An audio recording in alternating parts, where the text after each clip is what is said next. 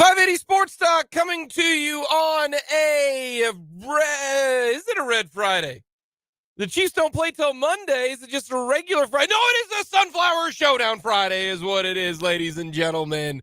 It is a Sunflower Showdown, not just the Sunflower Showdown, Brendan. It is both teams are ranked in the college football playoff Sunflower Showdown. It is the best matchup in the Sunflower Showdown since the mid-90s, before Brendan was even born. Sunflower Showdown. That is what today is. We'll get to Red Friday coming up on Red Monday, but today, 6 o'clock tomorrow, Sunflower Showdown, baby. For what it's worth, I was alive the last time there was a ranked Sunflower Showdown. 1995? I was more than a year old at that point. Oh. Yeah. Okay. Yeah. I was indeed alive for that one. How about that? Ranked teams going at it tomorrow. I'm so excited for the Sunflower Showdown. Me too. Don't let me down, Sunflower Showdown. Jason Bean, your health, don't let me down. I'm going to need you to play, JB. Jason Bean, whatever they call you. I'm going to need you to play because I want to have a good I just want this to be a fun game. And I have no idea what to expect. KU's defense could come out excellent. Here's what it either. I think it's K-State. If K-State wins, I think they beat KU by 2 touchdowns. Or KU wins really, really like by a 3, like a last possession type of deal. I think K-State right now is playing well. But the last two, couple teams that if you look at their TCU stinks, Houston stinks, Baylor stinks. Like 3 of their last 4 games were to just boob teams, to be honest with you. Well, and despite the fact that they beat Texas or they beat Kansas last weekend, Texas Tech is not exactly lighting the world on fire this year either. I don't count that one because KU had Cole Ballard for 2.5 quarters. Okay, then fair enough. K-State also beat a Texas Tech team that's not very good. Yeah. So throw another one in there. Other than Texas, Baylor bad, Houston bad, TCU bad, Texas Tech bad. Yeah. We're going to talk plenty of Sunflower Showdown. We're going to hear from Mason Fairchild. We heard from Cooper Beebe on the K-State side of things, being an in-state guy. We also are going to hear from Mason Fairchild, in-state guy. So that'll be coming up. We'll go around the NFL. Some monster news just came out about 15 minutes ago about Joe Burrow. Done for the year. Joe Burrow. I don't think Burrow head's happening. Browning head just doesn't have the same type of ring to it. Would you agree? Browning head? No, that sounds kind of gross. Browning. Just doesn't quite have it. How about that? Yeah. Then we'll get into more NFL. We'll get our picks. Matt Derrick will join us. We're off the air at 4 o'clock because K-State hoops in action. They take on Providence. Tim English, head coach of the Friars. Yeah, great. Cats by 80. How about the Cats last night? Yeah, they own Iowa. The kryptonite of Caitlin Clark resides in the Little Apple. Did you see her shooting totals? They put her in a blender. 9 field goals isn't bad. 9 of 31 is not exactly good, though. Look at the Midi Cats. How about that? Back-to-back years, K-State unranked, take down Iowa. This is on the road. Number 2 in the country. Locked them up. See, in this situation, every single DB in the world would have done the whole seatbelt thing on Caitlin Clark last night, right? Every single DB, every one of them does the way oversaturated, put the seatbelt, I'm locking them down, move, if you will. Taunt, yeah. The K-State women, hey, they can do that. They put Caitlin Clark in a child's seat and locked her up. How about that? That was good stuff. Jake LeBon, Brendan Dorsinski with you. It's a 2-hour show today. Dan Lucero driving right now. He is on his way to Quincy, Illinois. Fun fact, no one knows where that is. I do. So he's got the call for the Washburn women's basketball team. They're in action today against McKendree. That'll be tonight, 5 o'clock on our sister station, Classic Country 106.9. K-State men play at 5 o'clock. We'll have that starting at 4 o'clock. And then right afterwards at 7 o'clock when the game's over, Sub-State football. Washburn Rural taking on Derby coming up tonight on our Lewis Toyota game of the week. That is a fantastic one. 3 local teams and technically 4. We're going to count Holton as a local team. Holton and Hayden, Paravel and Linden. Technically 5. Linden is the only team that's not is Derby, and we don't want anything to do with them. Yeah. For those of you who speak English, Derby. Yeah, the Panthers. So we got a lot to get to in a very shortened edition. Let us know your thoughts. Hit us up on our text line. Give us your opinion of the Sunflower Showdown. Do you like KU's chances? Do you like KU's chances? And the best way for KU to beat K-State in this game is if Jason Bean is fully healthy and can play the way that Jason Bean can play. If that is the case, then I think it's a close, it's like 55-45.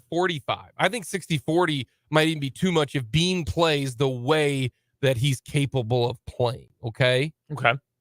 Because I do think Bean throwing the football to Grimm and to Arnold and Fairchild and Devin Neal running it, that's a difference maker. It really is, because now you're balanced. It's very difficult. And KU's scheme is a good scheme.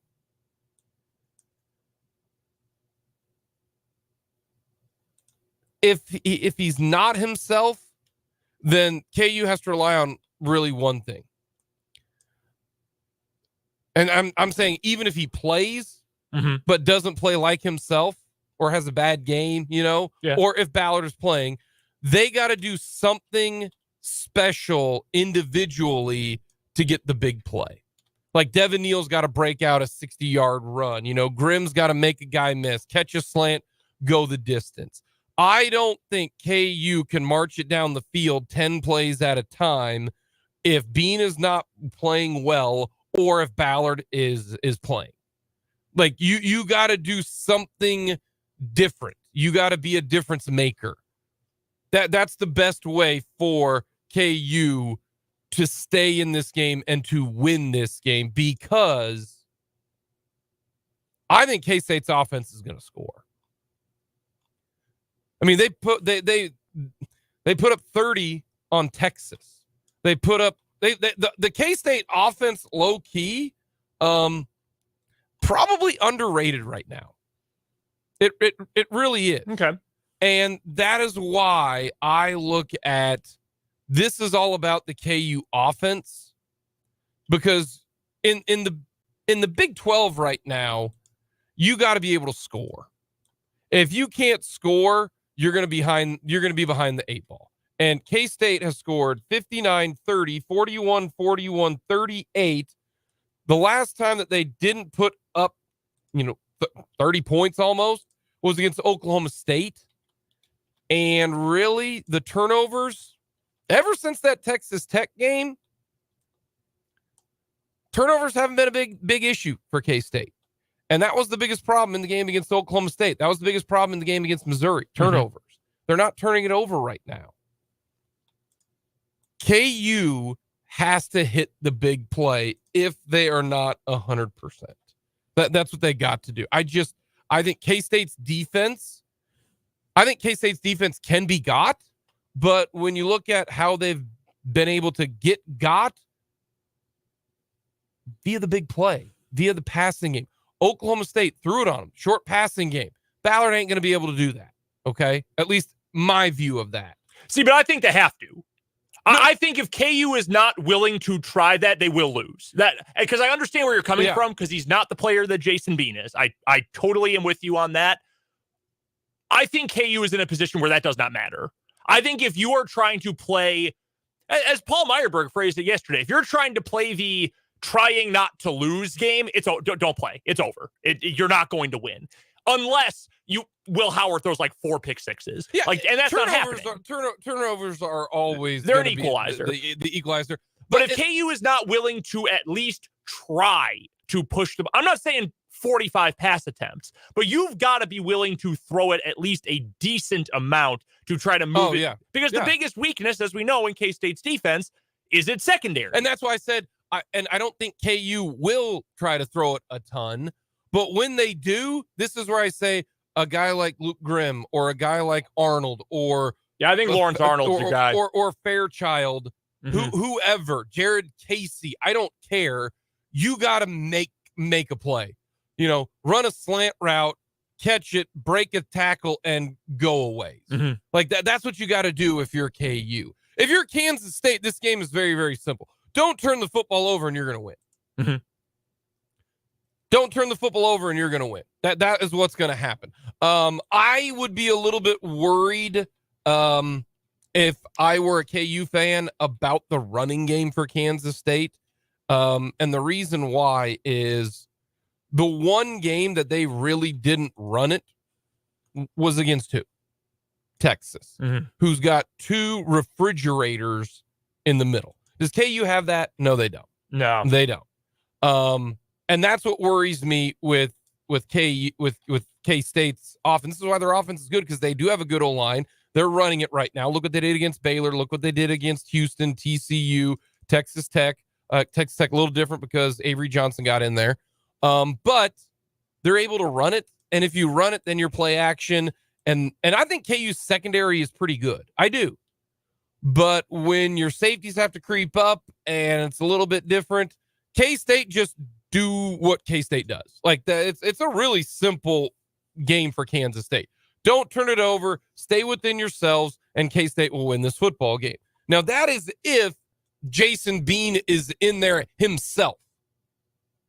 As himself.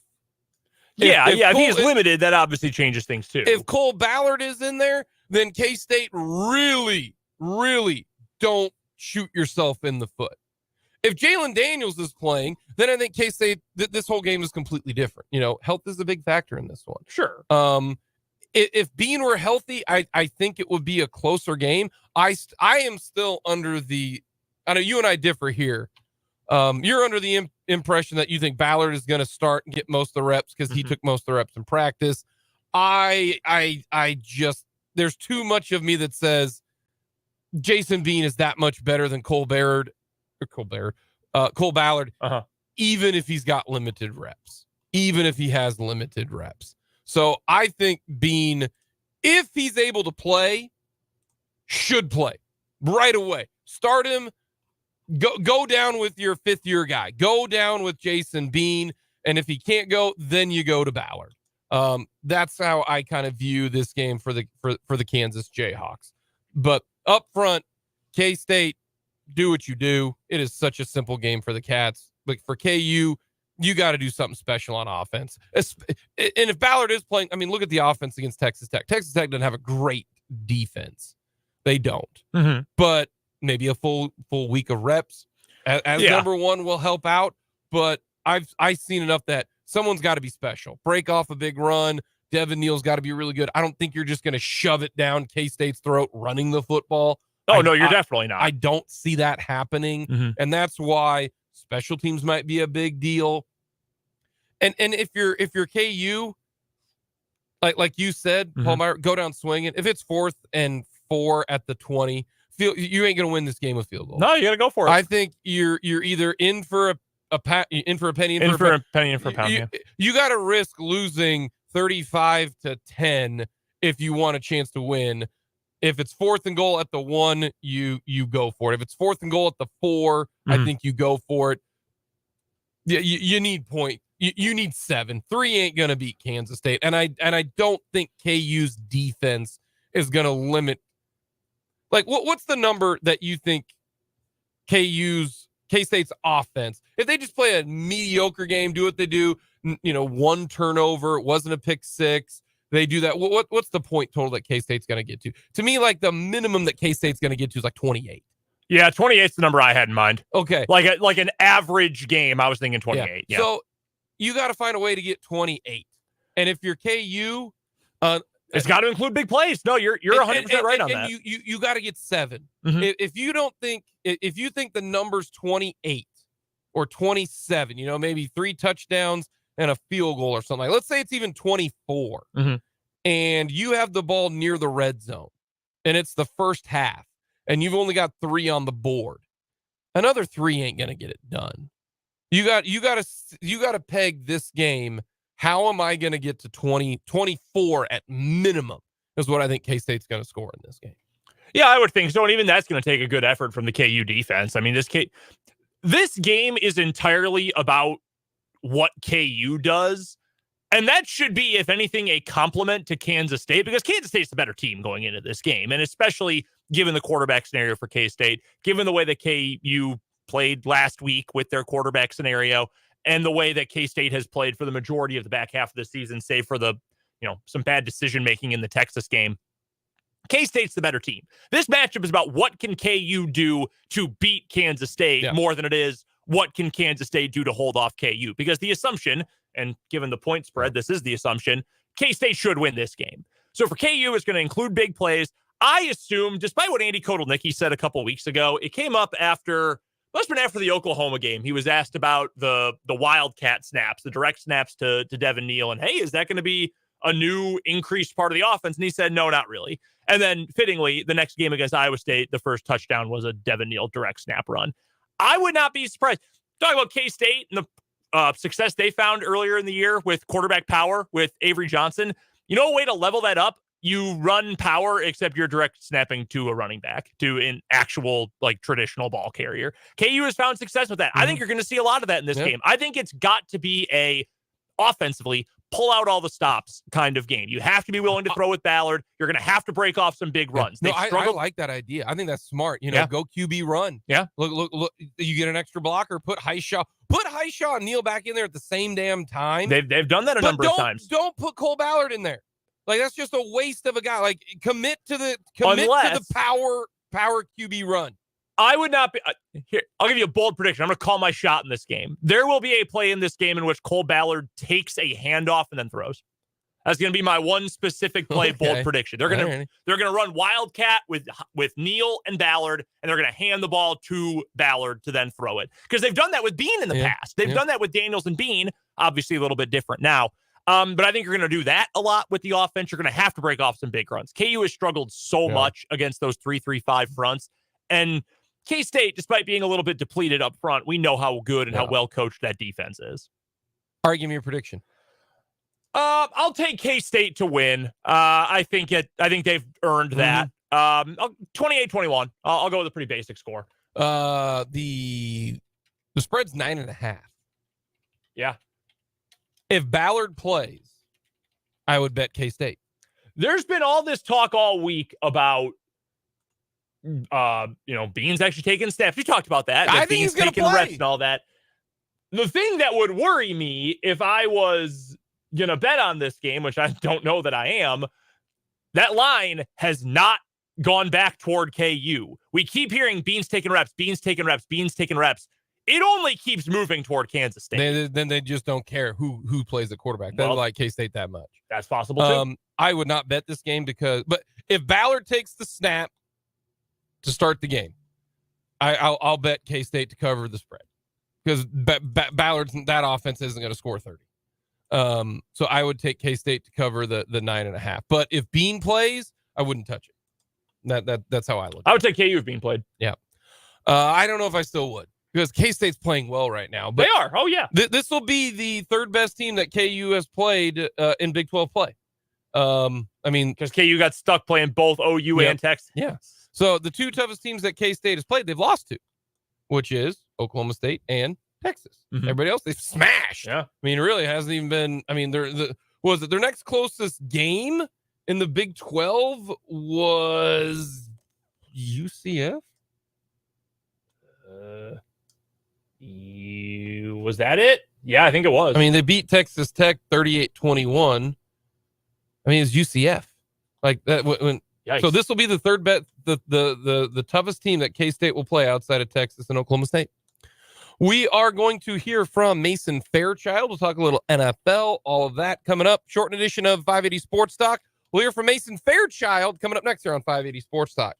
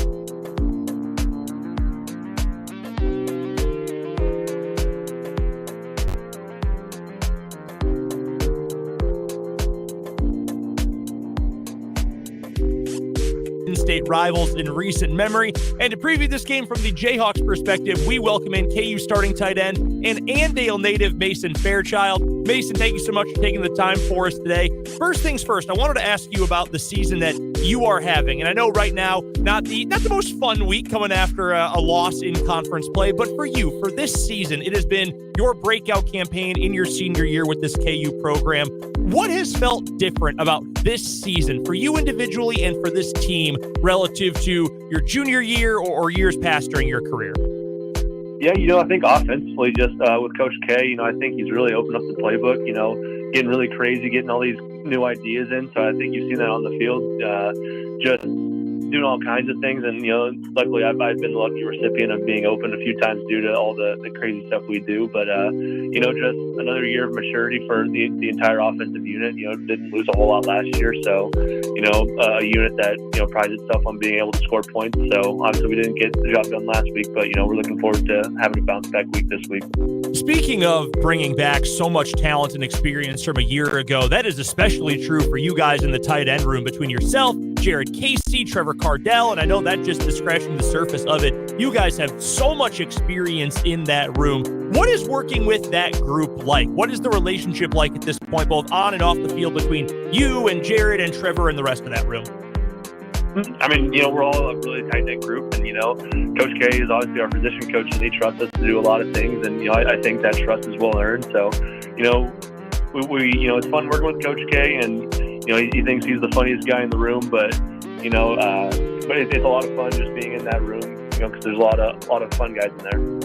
When you first came to KU, Mason, the tight end wasn't featured nearly as heavily as it is now. And you keep mentioning Andy Kotelnicki and what he has done with that room and the play calls and the opportunities for you and for the rest of the guys in that tight end group.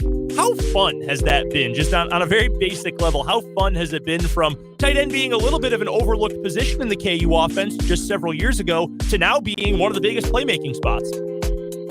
Yeah, I got to see, both sides of the coin. I think that 2020 season we had like 6 receptions as a unit. So to have, the guys that we do now and to have faith in us that Coach K has, it is a lot of fun getting to go on some fun routes and catch the ball and to, be multiple, to play different positions. It's a lot more fun than it was before. I'll say that. We're chatting with Mason Fairchild, starting tight end for the Kansas Jayhawks here on 580 Sports Talk. KU versus K-State coming up. 6 o'clock primetime matchup at the booth in Lawrence coming up on Saturday evening. I wanted to ask you a little bit, Mason, about the quarterback situation with the roster right now. And obviously that has been a spot for this offense that has been in flux throughout the season with Jalen's injury, and now Jason got a little bit banged up this week. Cole Ballard stepping in, and he played the lion's share of the snaps this past weekend. Before we get to the specifics about this week, I just wanted to ask, for you guys who are catching passes or blocking or just in the meeting rooms every week, what has that experience been like, knowing that you've got full trust in your quarterbacks, but that week to week it's been hard to know who exactly to prepare for playing with? Yeah, I think just as an offensive unit, we're confident with whoever we go out there with. And, just throughout camp and throughout the season, we knew Cole was a guy that, given the opportunity, he'd step in, he'd be calm and poised. And, he did exactly what everyone thought he would do. So, his performance on this past Saturday, I don't think it was surprising to anyone, in the locker room because, that's who he's been since the day he stepped on campus. So, but, no matter who we step out there with, we're confident. And, I think that, game plan wise, we're ready to go.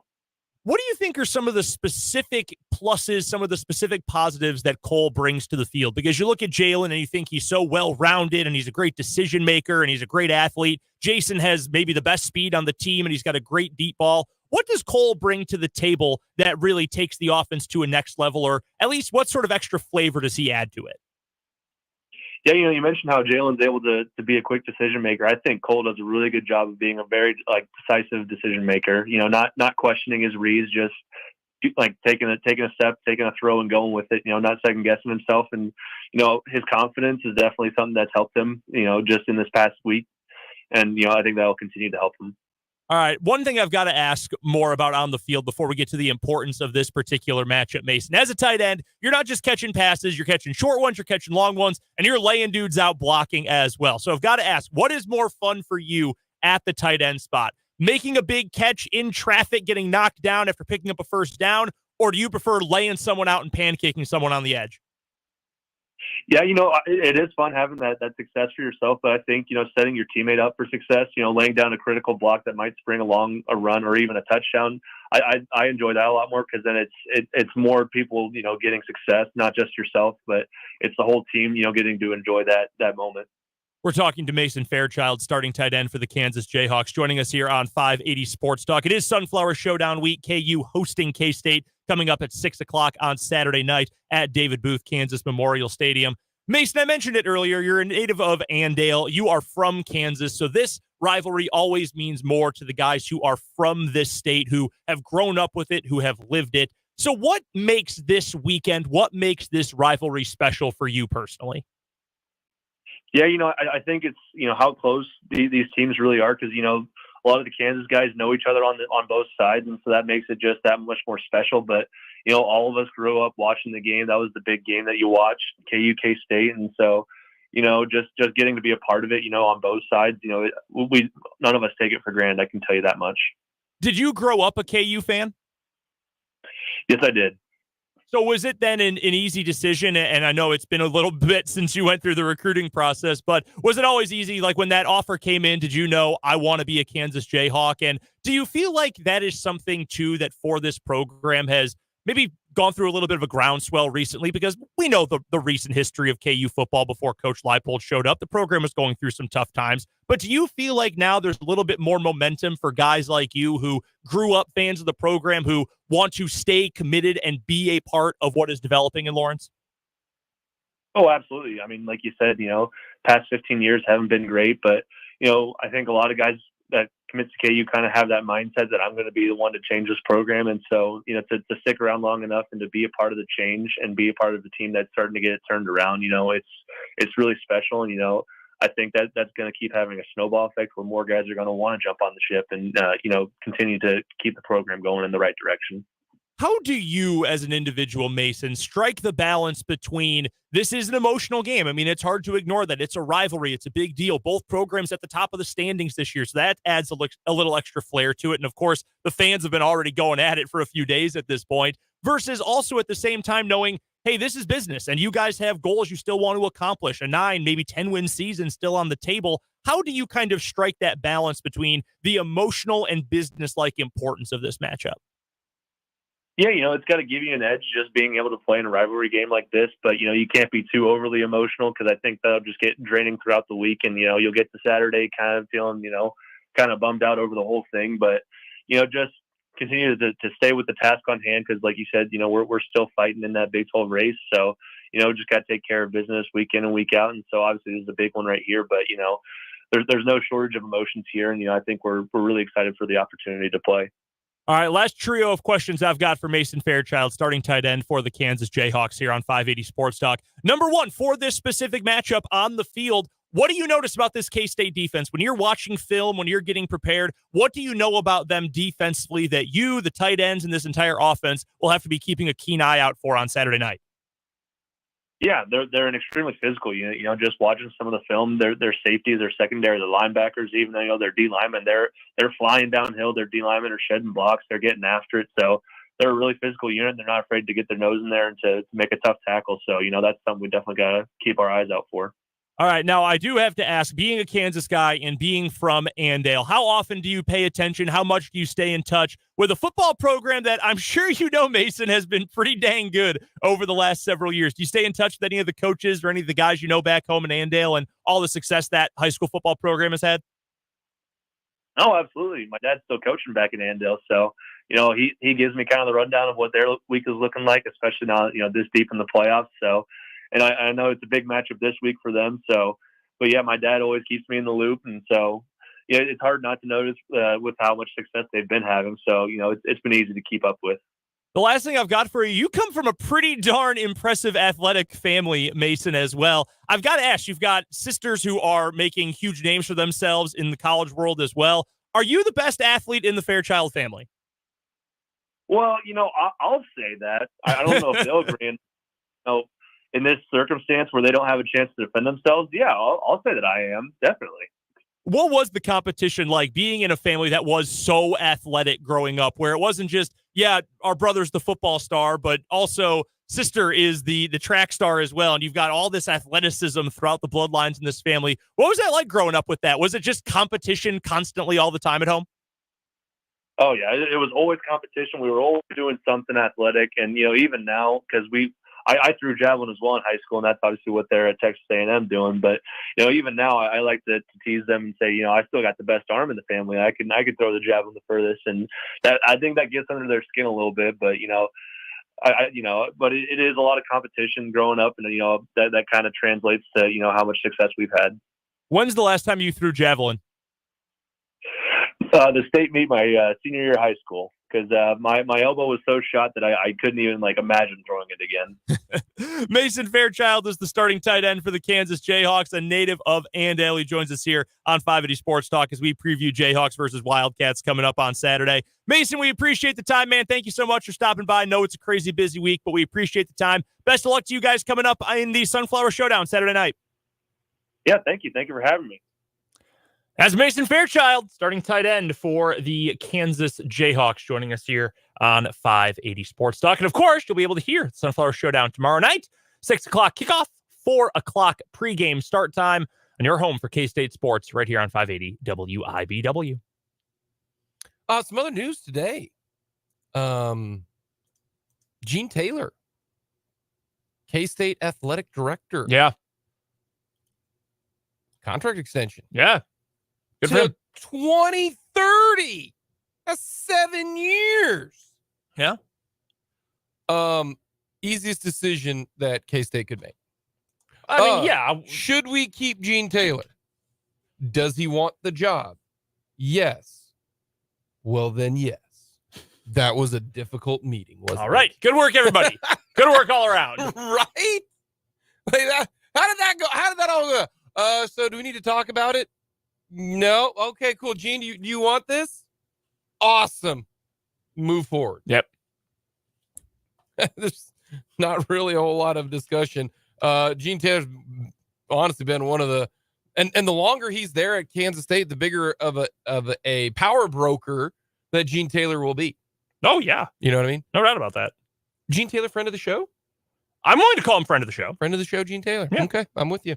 Coming up next, we'll talk NFL in the 3 o'clock hour. We'll get our picks on Second Thought, and then we'll wrap things up with Matt Derrick here on 580 Sports Talk.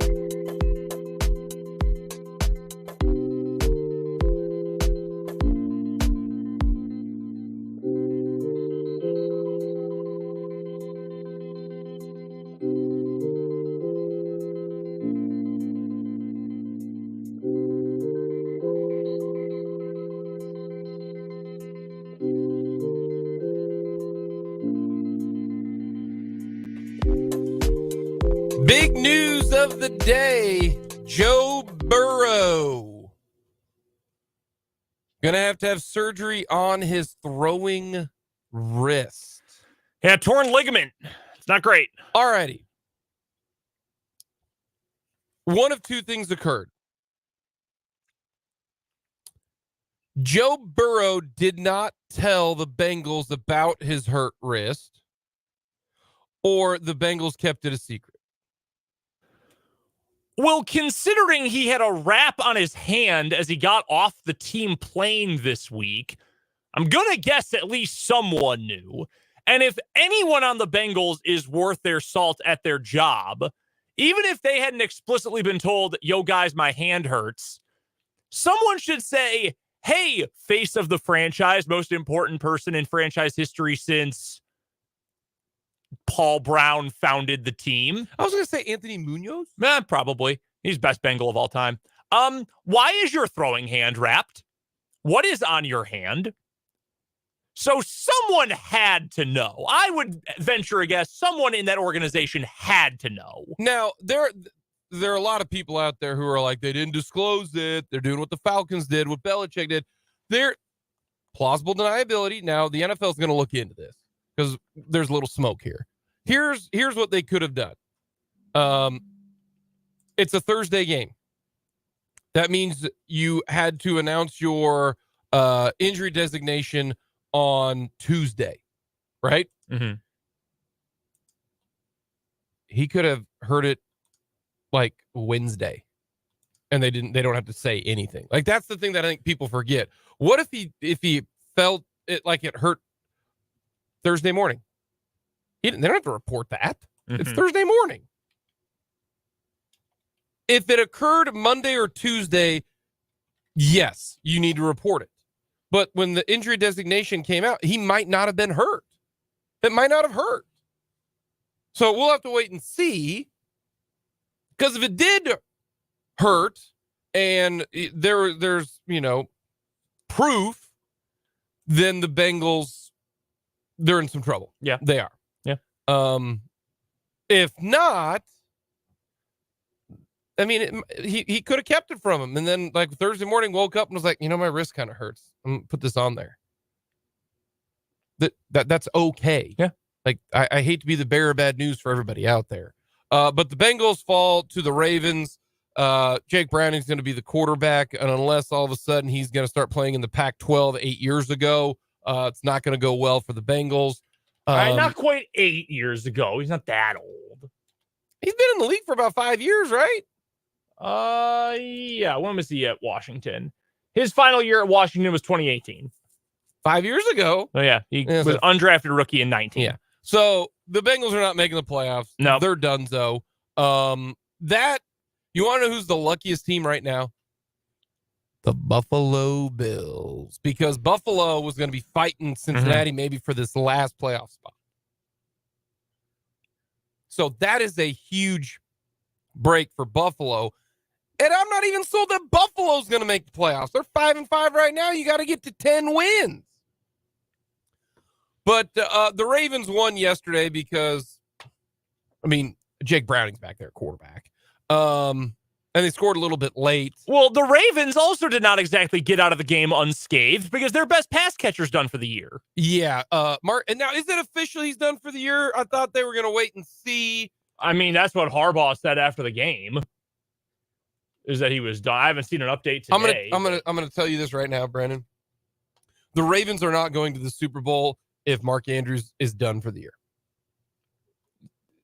Yeah, and water's wet. Of course, that's how big of a. Well, yeah, he's their best pass catcher. Yeah, I like Zay Flowers. He ain't as big of a deal as Mark Andrews. What do you think of the tackle? Because the hip drop tackle has been a major sticking point for people over the last, I don't know, this season, maybe a little bit last season too, because a couple guys have gotten hurt with it. I got to be honest with you, though. Defense is already hard enough, right? Yep. What exactly is Logan Wilson supposed to do?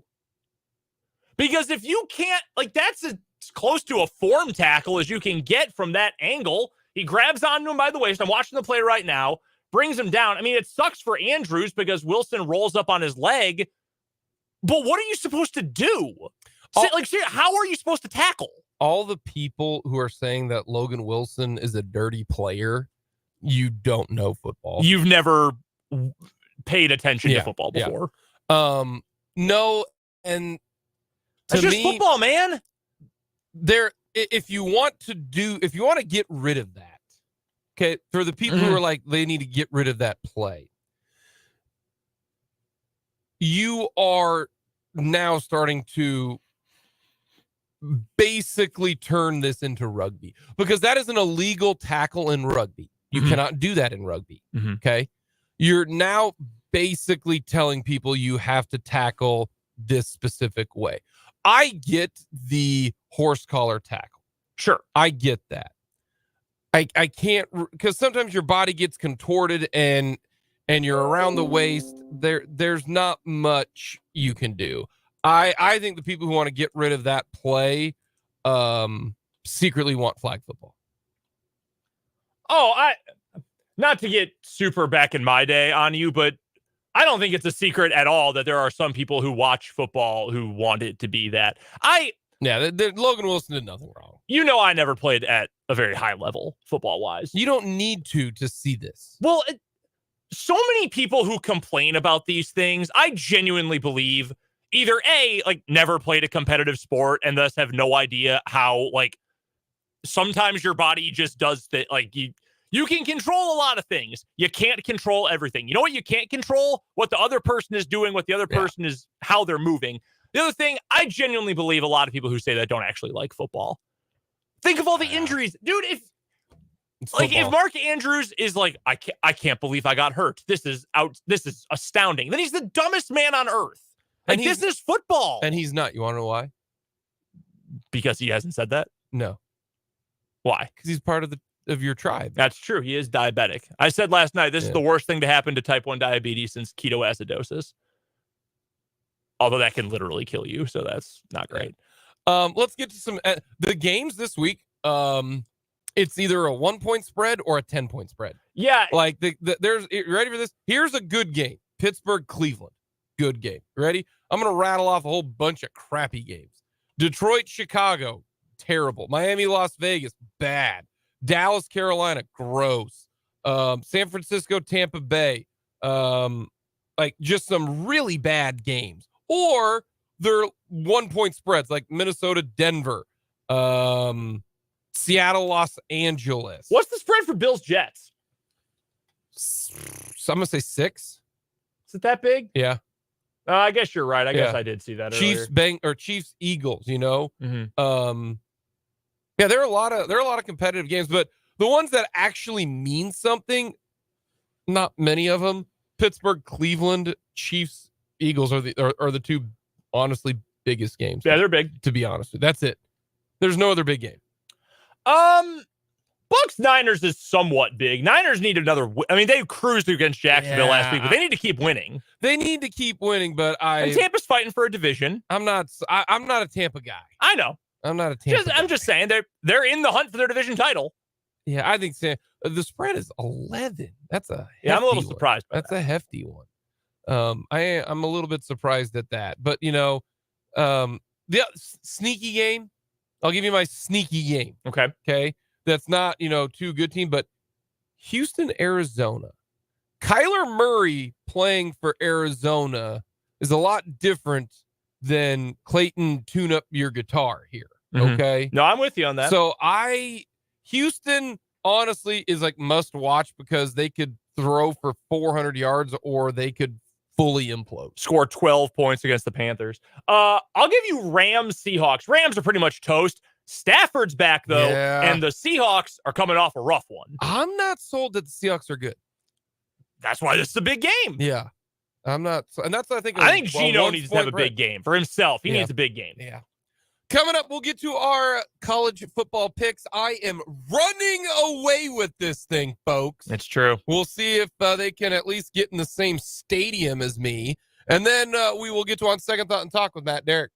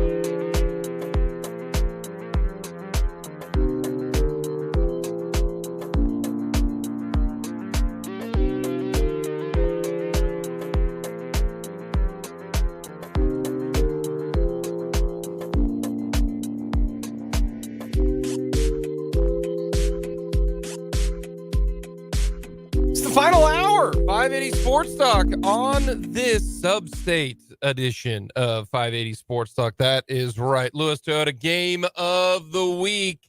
Washburn Rural taking on the Derby Panthers for a berth in the Class 6A state championship game down in Emporia.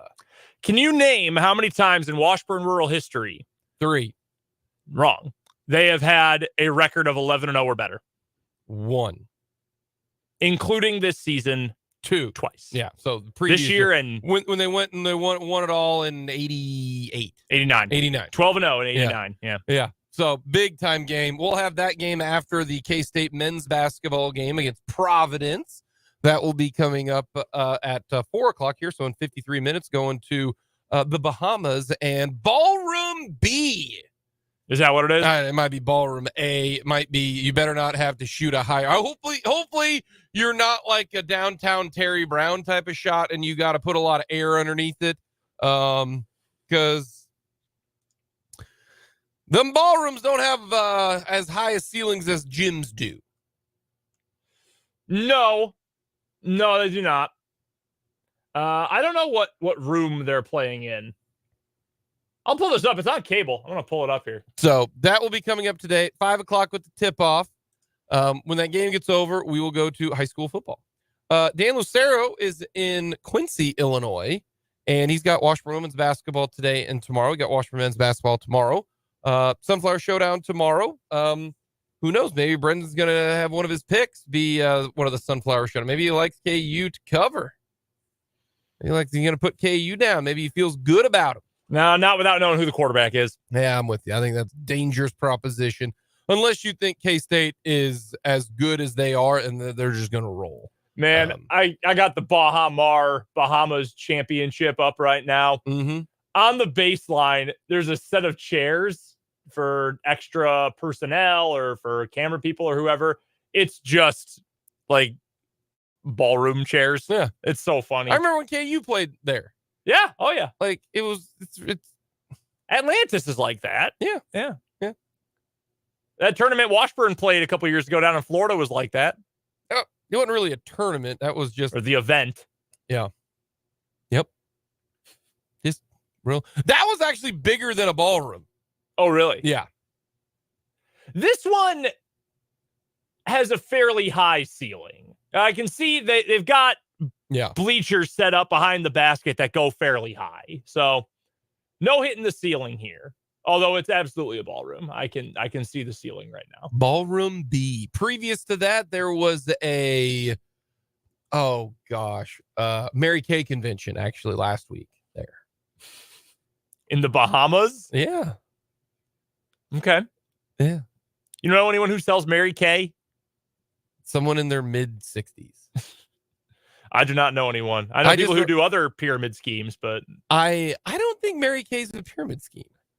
Like, it's a legit company. Well, yeah, but I think at least part of it is pyramid scheme-y. Well, part of it, yeah. But at least it's a little more reputable than a lot more reputable. Someone you went to college with is one of the top, Yeah.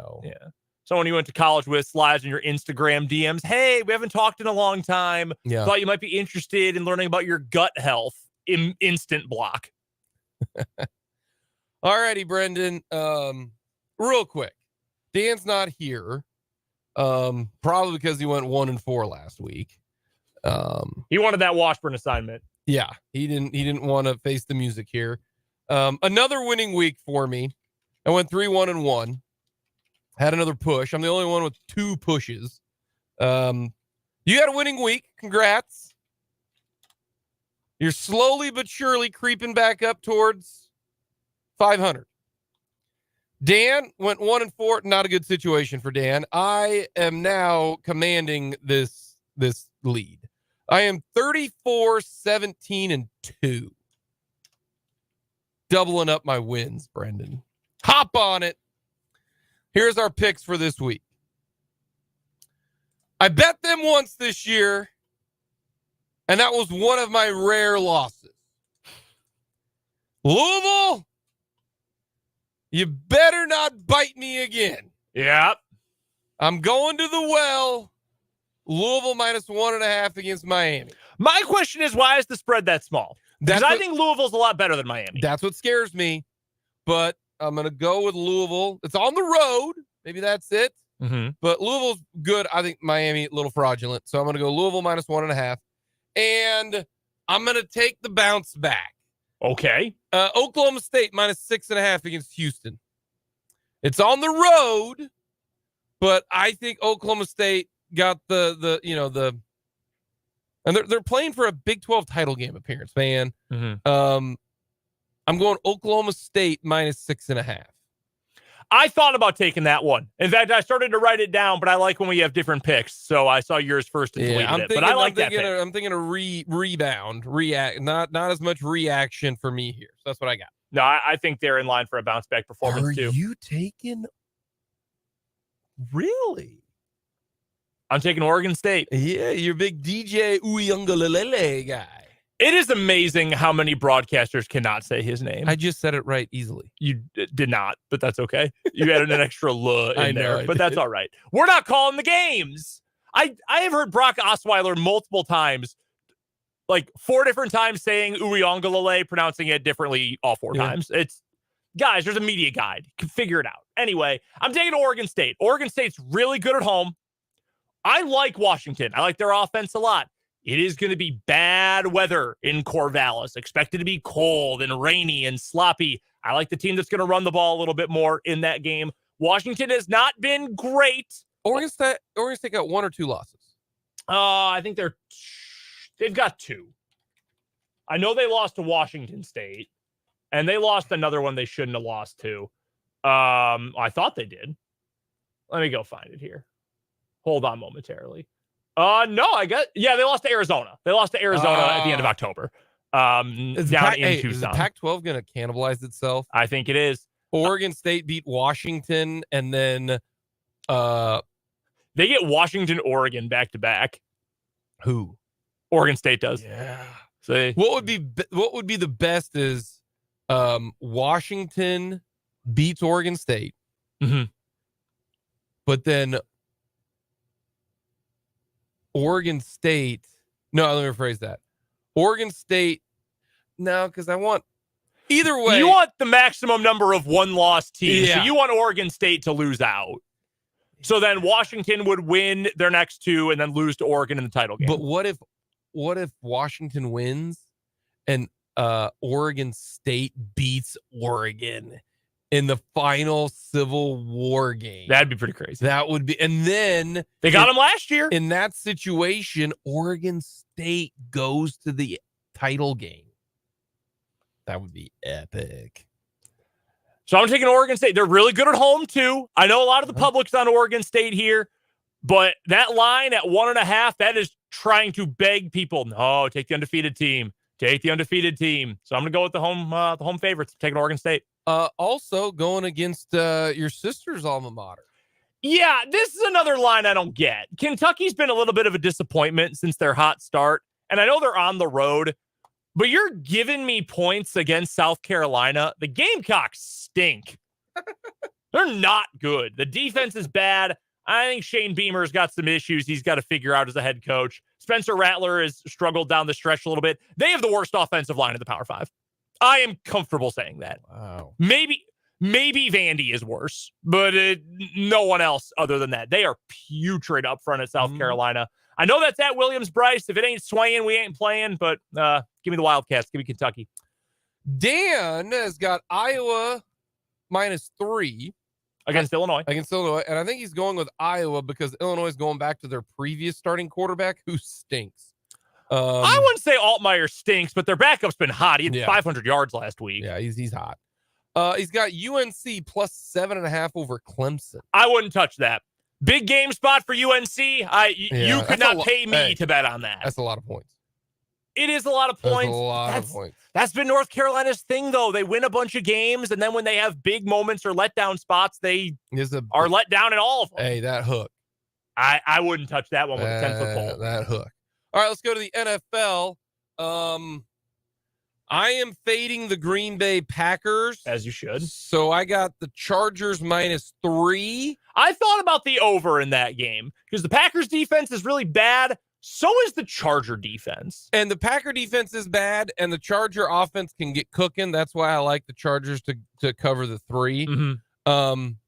Minnesota +2.5 over. I'm buying into the Josh Dobbs hype. Okay. I'm going to buy into it. I think Denver is Dobbs going to throw a whole bunch of interceptions? I don't think so. I think Denver is a little bit more paper tigerish. So give me Minnesota +2.5. I think Minnesota is going to continue the Dobbs wave, and I think they're going to win the game. Interesting. Buying into it. I like Dobbs. Great story. For me, I'm going with a couple of underdogs this week, both on the road. I'm going with 2 road dogs here. Pittsburgh's getting 1.5 at Cleveland. DTR was really bad the first game he started of his career. They're going back to DTR for PJ Walker. I'm going to go with Pittsburgh there. I'm going to say they are able to continue their role. They've also owned Cleveland historically. What's the over-under there, like 30? It's pretty low. It is in Iowa territory. I looked it up the other day. I bet it's, 33? It might be below that. Give me 1 second, and I'll get it up for you. The reason I say that is Pitt's offense isn't going to do squat against Cleveland. No. And I'm with you with... 32.5. I said, 33? 33, that's good. Not bad. I was over. Price is Right rules. You know that. Yeah. And you're going with Will Jean. Yeah, I'm going with Tennessee +7 against Jacksonville. I know they're on the road. Divisional game, though. Levis fully locked in. Jacksonville. This is You better win this game if you're Jacksonville. I don't know if we can quite give this one the over my dead body kind of game moniker, but it sort of feels like that for Jacksonville. It's a big game. If you cannot rebound from an embarrassment and go out and handle Tennessee, it's over for them. Dan likes the Chiefs to cover the 2.5. Interesting. I'm not touching that one. I'm not. He's also got, this is one that I almost thought of too, but it's so many points. Detroit -7.5 against Chicago. Are they starting Bajent? Sounds like Fields is going to play. Ooh. Detroit's better, but Detroit plays with their food sometimes. Lions alt spread. Bears are sitting their better quarterback. You should take it then. I thought about taking that, but at that hook there, I'm just not feeling that. I think Detroit's going to overlook Chicago a little bit. Alrighty. The thing about the Bears, though, is they're just so bad. They're not good. Like, I get under overlooking someone, but they are so awful. Alrighty. Wild card. I am going with I hate this. That Brendan can't stand. I'm going with a player prop this week. Y'all just stick with over-unders, okay? Dan's got the under K-State KU of 57.5, okay? Which that tells me he doesn't think KU is going to score a lot. You know, I get it. It'll be 30 to 20, that type of game, you know?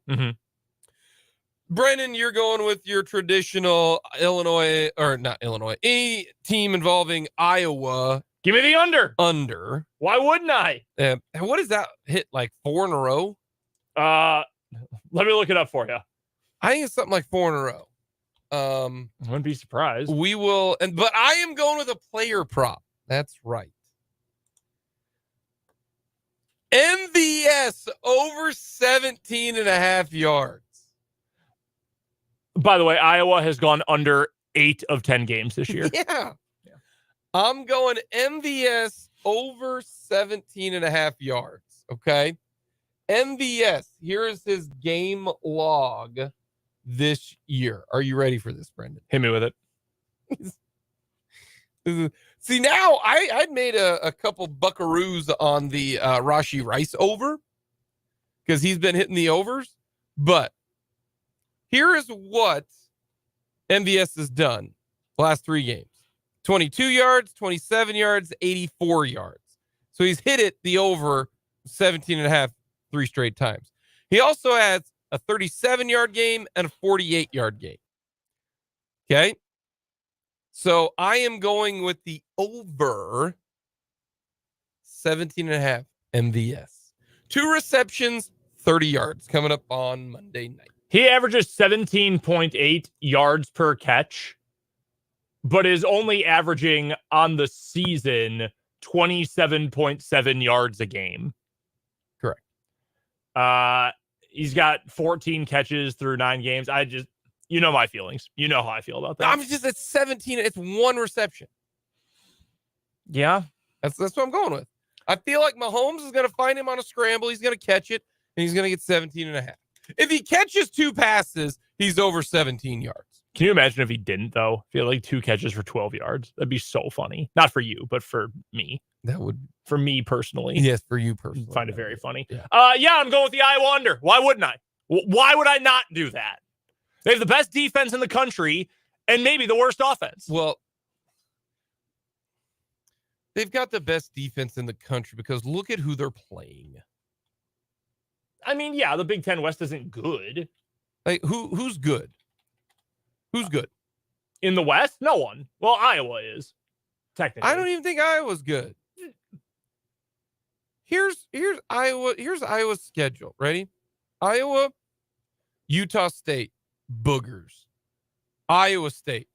That was when Iowa State was a complete meltdown. And they only beat them by 7. Beat Western Michigan. Sweet. You got smashed by Penn State 31-0. Michigan State, garbage. Purdue, poo. Wisconsin, what? They lost to Minnesota 12-10. We're not talking about their offense. I know that's bad. Northwestern, wow. Rutgers. Like that. Northwestern's a 5-win team. Iowa is labeled or is listed. I'm using stats perform here. 5th most efficient defense in the country this year. Michigan, Ohio State, Nebraska, Clemson are the only ones better. The problem is the offenses that they play are boobs. You've used the weirdest words to describe how bad these teams are. They're not good. They are. I'm not. I was gonna say something I was gonna immediately regret, and that's why I didn't say it. Look at me maturing. But like Rutgers, Northwest, like those are just terrible. Rutgers is a bowl team. Terrible. No, I'm not trying to make out to be that their defense is that of Cincinnati. Okay, it's a good defense. It's a better than good defense, but they ain't a great defense. It's a money-making defense. Correct. Not a great defense, Excuse me, have you never heard that good teams win, but great teams cover? More like great teams go under. That's more so about the opposing team. No points. Terrible. Gosh, and they play Nebraska next.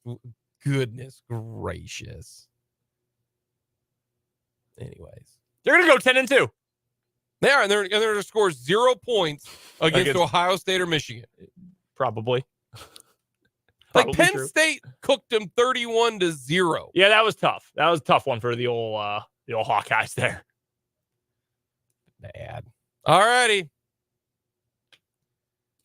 I mean, I'm just snapping necks and cashing checks with my picks. God, send it to break. I'm 34-17. Got 2 weeks left and then it's over. I don't even think y'all can catch me. Didn't you ever learn about sportsmanship? Didn't you ever learn about not running up the score? Why don't you try to take a few L's? You know, make some people feel good. Brendan, is this high school? No. Is this high school? No. This is the professionals. Oh, yeah. This is the professional ranks. All right? I don't know if I'd go that far. This is like our picks are professionals. All right. I'm not running it up. I'm handing it off. This is not high school. Okay. Okay. Besides, you can talk smack when you back it up, and I'm backing it up to the tune of 34-17. I'm just trying to catch Dan at this point. I'm 5 back. I'm trying to catch him. I mean, you go 4-1, he goes 1-4. It's anybody's game. Yeah. We're making progress. I just need to avoid just the 0-5 stretch. That's all I need to do. Yeah, as long as you don't go like 2-13 in the next 3 weeks, I think you'll be fine. Yeah, I'm feeling okay. Coming up next, we got On Second Thought here on 580 Sports Talk.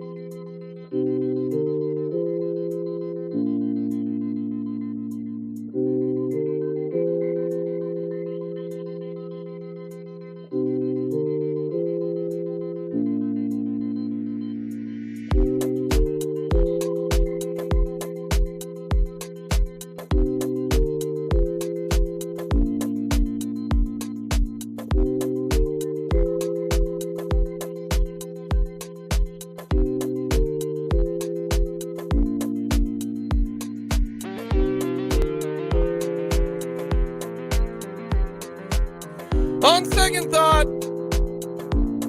man, Oklahoma State, you stink. On second thought, that's the one I want back. We've already kind of mentioned the miss I had on old Kentucky can't shoot the three. Although to be fair, they really cooled off in the second half. They did, but man, that first half, I looked bad. It happens. It happens. That's why we call it on second thought, where we announce our mistakes. 1, Oklahoma State 2.5. I was like, how is that even a line? Vegas, you're stupid. Which, by the way, speaking of Vegas, not great right now at the F1 race. One race got canceled 10 minutes in. Not great. Because they couldn't figure out how to level a street, apparently. Oh, look, there's like a manhole. Those machines operate on like half centimeters. Mm-hmm. Was it Santos or Sands or somebody like that? I know you're big into F1. No idea. But drove over it, and it was a bad situation. Not great. One of my buddies is out there. He went there. Wow. Yeah. This is nuts. Well, they're starting it late when they actually race this weekend, too. It's like a midnight start. Yeah, I don't know. Dumb. My on second thought, I have not been nearly as aggressive with my thoughts about Michigan's potential innocence in this whole sign stealing scandal as Dan. But I thought, like, okay, this guy's clearly a weirdo. And I'm sure some people were involved, and they probably just told him, like, yeah, go do whatever, do your own thing.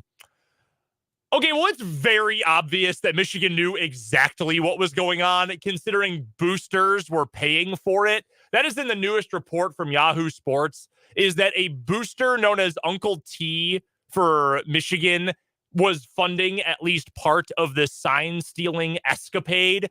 And also an assistant coach, the linebackers coach for Michigan, destroyed evidence related to this investigation and is also all over Connor Stallion's Instagram. So somebody sure knew. Maybe it wasn't Jim Harbaugh, but it sure seems like it was everybody else at Michigan knew about this. This is why I love college sports, because people do the dumbest stuff out there. This is the funniest college sports story since the former Alabama special teams coordinator who took a job with Texas and ended up cheating on his wife with the stripper who had a monkey as a pet. You remember that? I don't think he was cheating on anyone. I think that was his girlfriend. I think his girlfriend was pole assassin. Yeah, no, but he was married at the time. Was he cheating though? Well, or either he was married, then got divorced, and then went to the stripper with the monkey.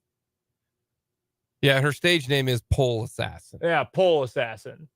That's still one of the funniest stories of all time. I'm hearing a report from a credible source that Texas Longhorn special teams coach Jeff Banks' monkey allegedly attacked and seriously hurt a young trick-or-treater. Yeah. That's not even the best part. Her name is Pole Assassin. Yeah. She could have gone with, something like Ruby or, Vixen or Ferrari, Porsche, Blaze. There are plenty of stripper names out there. But she was actually his girlfriend. There was no extramarital part of that. No, but he was married and then ended it because of her. Like before the monkey? Yeah. Oh, okay. I didn't know that part. Yeah. Fantastic. I was not wrong about that being the funniest college football story of all time, because it definitely still is. That's great. Coming up next, Matt Derrick joins us to talk all things Chiefs.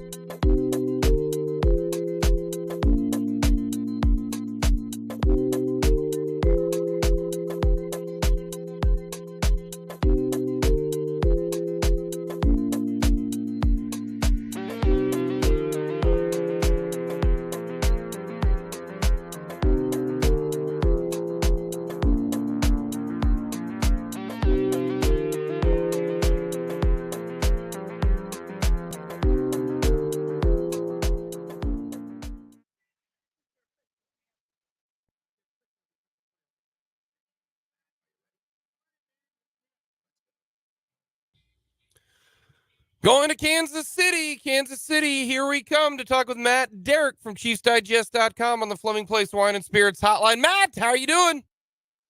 I am ready for some football. I don't want to wait until Monday night. I'm ready now. Well, you got the Sunflower Showdown coming up tomorrow. I know you're jacked about that. That's true. We do have some good college football tomorrow. Between that and we got Mizzou, Florida tomorrow at the same time. So. I know. How you feeling about your Tigers, even though they're missing a bunch of defensive guys?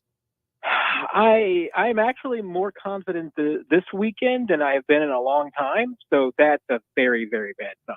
So, Matt, when KU and K-State play, when KU and K-State play against each other, is that kind of the enemy of my enemy is my friend kind of situation for you? A little bit, because I'm definitely rooting for K-State in those games. There's no doubt about that. How do you feel about that, Brendan? We are adults. We can have differing opinions and still be friends. Oh, come on. Quit being grown up. No. Quit being rational. Quit being a rational person. Matt, I'm talking to you too. You guys aren't supposed to have this good a relationship. We'll see what it's like in 2 more years when they play against each other. We'll see what it's like then. Yeah. Those will be good old days again. They will. What was good old days were your bye week? Did you do anything fun on your bye week? Not really, no. I mean, that's the only thing I got done was housework. I guess that's something to be said. No, that's a very good thing to do. Yeah, that's usually the only thing I did not get done was any holiday decorating, which I'm a little bit of trouble for, because I now have to do that on Sunday, which I'd rather not do that on Sunday. But if it doesn't happen Sunday for me, it will not happen before Christmas. Well, our tree's already put up and decorated. Is it really? Oh yeah. No. Yeah. My son wanted to do it. Yeah, I saw your wife post that he's big into Christmas. Yeah, and she's couldn't be more happy. She's like, he got my Christmas gene. Like, my wife has 2 favorite holidays, Halloween and Christmas. And literally November 1st, she wants the tree up. Wow. Matt, where do you land on how early the tree needs to be up? Well, there have been years where I did not have to put up the Christmas tree because it was still up from the previous year. So that's how we roll over here at our house. Hold on a second. Wait. I have heard of leave the Christmas lights up. I have. Like you have the Christmas lights up and you're just like, it's March, it's April, screw it. Let's just leave them up. I have never heard of the tree is still up, Matt. It definitely requires some explaining when people come over, but it's been a couple of years since that happened. But usually what happened was, and this is like the great example, because the longest time it was up there was during COVID, because Chiefs were in the Super Bowl. So I was busy until February. So I'm not taking, and I do most of the grunt work with getting the tree down. So I'm not working on getting a tree down until the Chiefs season is over. So if Chiefs make the Super Bowl, tree's staying up till February. So Chiefs are in the Super Bowl, got a parade, all that. So we're extending the deadline. I had some other work projects that were going on. Then there's the combine and all of this and everything. And then one thing led to another. The tree was still up in mid-March, and then COVID hit. And it was like, well, you kind of want the tree up just to, have some joy in your life. I get that, honestly. I can understand that. We kept the tree up for like 2 years. I think that's honestly. Do not tell Lindsay this story, because you will never see your tree come down again at your house. No, she will never hear of this. I pray to God she's not listening right now. Nor my son, because my son loves Christmas. Like, he wore his Grinch PJs 4 days in a row. We had to wash him in between, obviously. That's good. Yeah. That's for the 4 best. days in a row. Dad, can I wear my Grinch PJs? I'm not going to fight you. Fine. Matt, in terms of the actual football, when the Chiefs do get on the field coming up on Monday, what's the one area more than anything else you're hoping to see? I don't know about improvement, but want to see something be a little crisper, a little bit more efficient, someone taking a step forward. What's that number one area you're looking for come Monday night against the Eagles? Oh, there are a lot, but I'll tell you the one thing that I think would be the biggest bonanza for the Chiefs in the second half of the season, if we see it come to fruition, is big game from Rashee Rice. There's obviously a lot of things that the Chiefs can fix from the first half. We've dwelled on the mistakes and everything, but that's the one player that I think you really want to see start making a leap. And hey, asking him for him to do it against the Eagles is tough. But you know what? I mean, the Eagles, the defense is not the strength of their team. They do give up passing yards. So, I think there's opportunities to move the football against them. And that's the one guy. I mean, you discount the drops and you look at the numbers of his success rate, his catch rate, the passer rating when targeting Rashee Rice. Everything says that you should be getting him the ball more. So I want to see what happens if they do get him the ball more and if he can make the most of it. I mean, he only had the 2 targets against the Dolphins and they were 2 big catches. I think he needs more work than that. For this offense in the passing game, in terms of the pass catchers, and we've talked about them ad nauseum over the course of the year, Matt, do you feel like, and we saw a little bit of it before the bye, but do you feel like with this bye week and a chance to sort of reset for the second half of the season, we're going to see some more defined snap counts and maybe even some more defined roles for some of these guys, Rice, Watson, MVS, Tony, etc.? It's possible, but I'm still not sure. I'm still pretty confused by what we heard this week. I mean, we got to hear from Connor Embry, the wide receivers coach today, and Matt Nagy. We've also talked to Andy Reid. And everything seems to suggest that the Chiefs are perfectly content with this deep wide receiver rotation and letting it be kind of feast or famine. That it's going to be some weeks guys are going to get a lot of plays and a lot of touches and targets, and other weeks maybe they're not going to. That it's going to be dependent upon the opponent and the scheme that they're running that week and who has packages and who doesn't. I don't know if that's the best strategy. I mean, it does feel like that, once they get to the playoffs and later in the season, that maybe this should be a kind of a basketball philosophy. You shorten your bench a little bit and just go with the guys who have performed the best and you trust the most. But the Chiefs haven't shown that. But I do want to see what happens when Kadarius Toney is closer to being fully healthy. I mean, maybe he won't ever be fully healthy this season, but once he maybe is a little bit further from that knee surgery, are they going to give him more work, or is he still just going to be a gadget player? Rashee Rice, I think, needs to be on the field as much as he possibly can.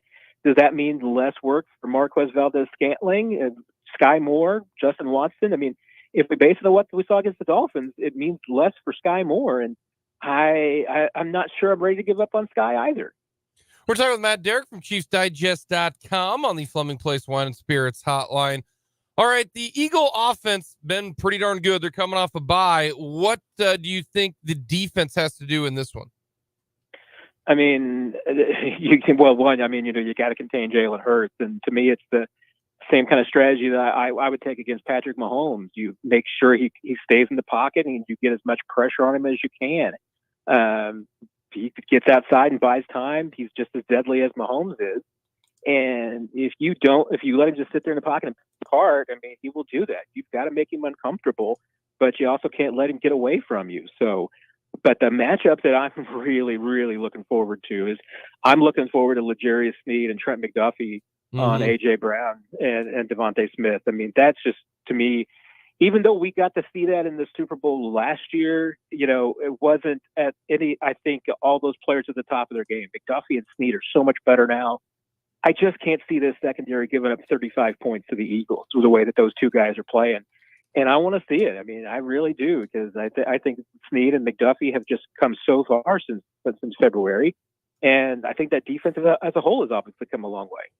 The offensive lines in this game are going to be important. And the reason why is the Eagles' pass rush is excellent. Last time they played the Chiefs, they shut them down. Now, the Eagles will say it's because of the field. You look at what the Chiefs' defensive line is this year. It's better than last year. You got Jones. You got Amenahu. You got Dan, who's playing at a good level. You got Karlaftis. The Eagles' offensive line is really good. I look at this interior as a huge matchup on each side, because whoever gets more pressure on the other, I think might end up being the winner. Yeah, I think you're right. And I'm really intrigued to see this Chiefs offensive line against this group, because that is one area where the Chiefs need to improve. Andy Reid told us this week that he thought they had done a decent job in the run game during the first half of the season, but there were improvements in the pass game. And there are. I mean, this is one of the teams that's one of the most penalized teams in the league when it comes to offensive holding. They need to improve that. I mean, one of the things we're going to know immediately about this team is whether they can cut down on the penalties that killed them so much in the first half. And really, of all the penalties that this offense was getting, it was offensive holding penalties that have killed more drives than anything else. And they're 27th in the league with those penalties. They need to cut down on them major. So that's what I need to see. I mean, I need to see better technique. I need to see them. And part of it is also going to be on Mahomes too, because, today with David Girardi and Matt Nagy both talked about the fact that quarterback's not blameless in a lot of those holding penalties, because some of them have been when plays have extended and Mahomes gets out of the pocket, and now an offensive lineman is blocking a guy who's going after their quarterback, and they're scrambling, and that's how holding plays can get up. They want Mahomes to get rid of the football a little bit more. They don't want to rein in his aggressiveness because they know that good things happen when he scrambles. I think they just want him to scramble a little bit less, and I think they want to focus on getting rid of the ball a little bit more quickly, especially against these zone defenses they're continuing to see. Matt, to build on that point about Mahomes, how much better do you think he needs to be for this Chiefs team to hit their potential? Or do you feel like he's playing at a Super Bowl level right now? That's a great question, because, I mean, I feel like in general, he's playing at a really good level. The numbers don't necessarily suggest it. And certainly, there's a handful of those interceptions that you can say were on receivers who had drops that went the other way. So I don't blame him for those. But, his numbers across the board are down. Is that on him, or is it on the receivers, or is it just on defenses playing them better? It's probably a little bit of everything.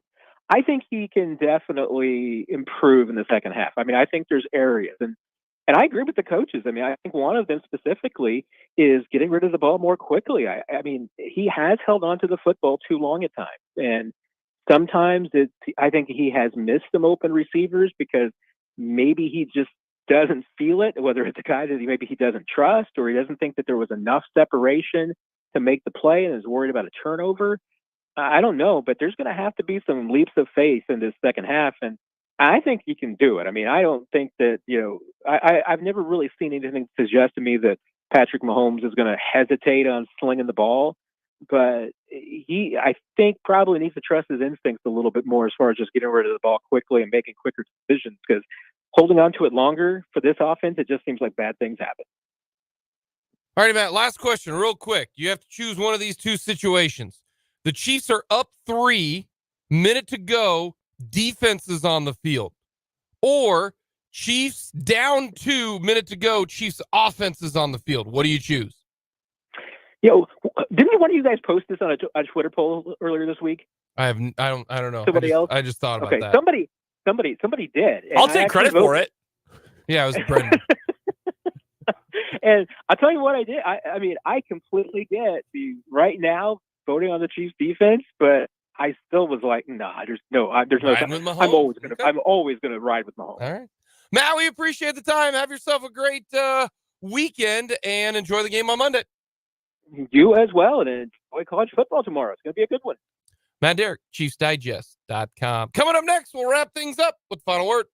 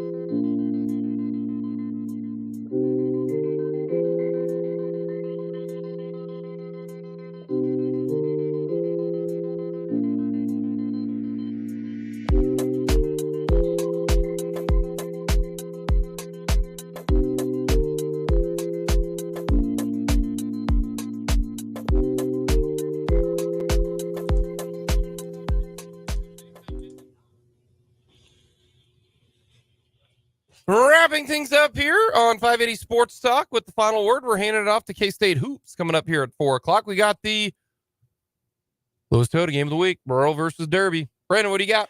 Final word for me, going to be a blast tonight as Rural takes on Derby. We'll be on with our broadcast as soon as the K-State game is over. Hopefully that's sooner rather than later. Also, my other final word for the weekend, there's a lot of guys who are going through senior day for KU on Saturday, tomorrow night, who have meant a lot to this program. Guys who transferred in like Rich Miller, Craig Young, Mike Nowitzki. Jason Bean was a transfer in. Obviously, he's meant a lot. Kenny Logan's been around for forever. I hope that KU fans especially go fill out the booth. I know it's sold out, but fill up every seat, send those guys off into the sunset with as much energy as you have, because they've given everything to KU to help turn things around, have been a big part of it. I hope Jason Bean's able to play for his own sake, because he deserves a send-off, and also because, let's be frank, that's going to improve KU's chances of winning that game coming up tomorrow night. Looking forward to it. We'll see you guys at the booth tomorrow. I hope Bean plays, and I hope it's a terrific Sunflower Showdown. I would like for this game to be a little bit more competitive than it's been in the past. I'm excited for that. But final thing here is I really hope Washburn Rural plays a great game. I hope Hayden plays a great game, and I hope that Care Paravel can kind of pull off an upset. Linden is a buzzsaw right now. Number one ranked team in the class. They are a wagon, and they are terrific. But that would be pretty cool if you have Care Paravel, Hayden, and Washburn Rural all playing for state championships. That's really, really cool. Former coach used to say this one's for the banner. Do you want to come back, when you come visit your school? You win this game, you would get a banner. This one's for the banner. Either says runner-up or champion. You don't get one for third place. If you put up a banner for third place, your school's lame. I'm not going to lie to you, it is. It's either state champ or state runner-up. Should be a lot of fun tonight from Bowen Glaze Stadium. That'll do it for this week. 580 Sports Talk. We'll talk to you Monday. Chiefs in action on a red Monday when they take on the Eagles. We will preview that game, recap the week in the Sunflower Showdown. Maybe it'll be a shortened week too with Thanksgiving. Should be a lot of fun this evening. Stay tuned for some K-State hoops and then some football. Eric Peterson High School Scoreboard Show. We'll talk to you on Monday. Have yourself a great week.